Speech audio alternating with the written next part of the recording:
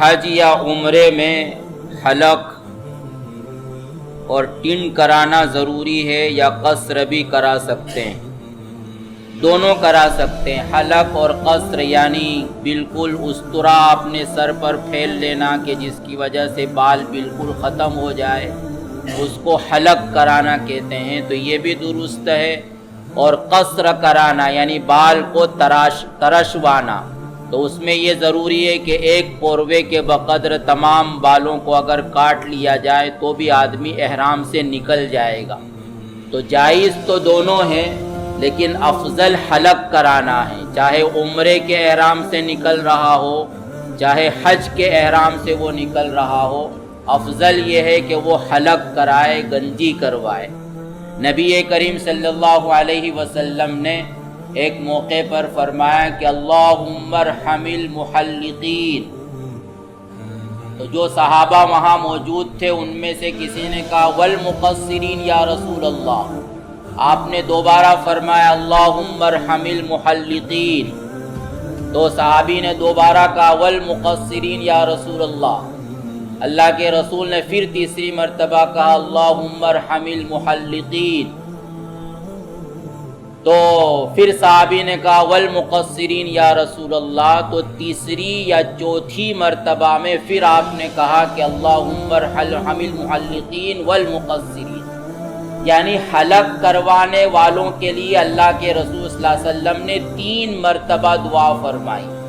اور صحابی آپ کو یاد بھی دلا رہے ہیں کہ اللہ کے رسول آپ حلق کروانے والوں کے ساتھ قصر کرنے والوں کو بھی اپنی دعا میں شامل کر لیجئے، لیکن آپ نے سننے کے باوجود انسنی کر دی، اور دوبارہ جو دعا فرمائی تو حلق کرانے والوں ہی کے لیے دعا فرمائی۔ ہاں، تیسری مرتبہ میں یا چوتھی مرتبہ میں روایات مختلف ہے،